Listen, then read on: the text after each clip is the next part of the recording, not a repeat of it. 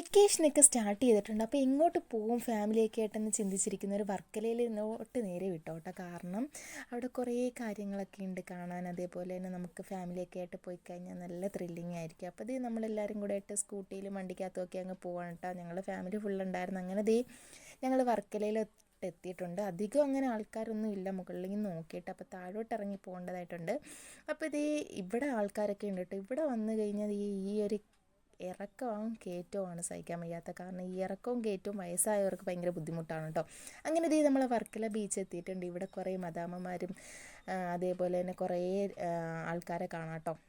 പക്ഷേങ്കിൽ ഇപ്രാവശ്യം വന്നപ്പോഴത്തേക്ക് ബീച്ചിൽ വലിയ മദാമ്മമാരും കാര്യങ്ങളും ഒന്നുമില്ല.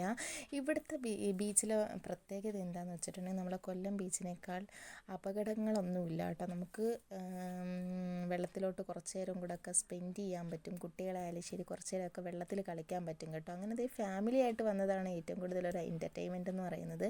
അങ്ങനെ ഞങ്ങളെല്ലാവരും കൂടെ വെള്ളത്തിലോട്ട് ഇറങ്ങാൻ പോവാണ് കേട്ടോ. അങ്ങനെ കുറേ നേരം അവിടെയൊക്കെ നിന്നിട്ടുണ്ടായിരുന്നു. പിന്നെ മുകളിലോട്ടുള്ള ക്ലിഫും കാര്യങ്ങളുമൊക്കെ നമ്മൾ നെക്സ്റ്റ് ഒരു വീഡിയോയിൽ കാണിച്ചു തരാം. അപ്പോൾ കുറേ നേരം വെള്ളത്തിലൊക്കെ കളിച്ച് ഞങ്ങൾ അവിടെ അങ്ങ് ഇരുന്ന് കേട്ടോ. അങ്ങനെ ഇരുന്നാലും കുഴപ്പമൊന്നുമില്ല. കാരണം തിര വന്നിട്ട് ചെറിയ തിരയാണ്, തിര അടിച്ചിട്ടങ്ങ് പോകും കേട്ടോ. അങ്ങനെ കുറേ നേരം ഞങ്ങൾ അവിടെ ഇരുന്നിട്ടുണ്ടായിരുന്നു.